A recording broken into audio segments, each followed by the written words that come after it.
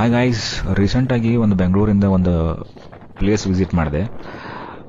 ಎಕ್ಸಾಕ್ಟಾಗಿ ಮೆಜೆಸ್ಟಿಕ್ಕಿಂದ 87 kilometre ಐತಿ.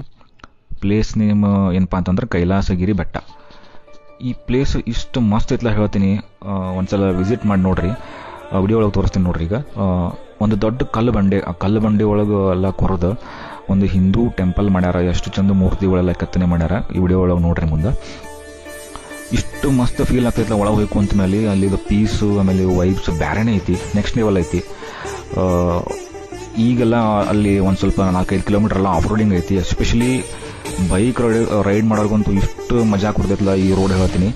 Must visit for bike Riders. ಆಮೇಲೆ ಯಾರು ನೀವು ಫ್ಯಾಮಿಲಿ ಎಲ್ಲರೂ ಪ್ಲ್ಯಾನ್ ಮಾಡ್ಬೇಕಂತಂದಿರಲ್ಲ, ಅವ್ರು ಕರ್ಕೊಂಡು ಹೋಗ್ರಿ.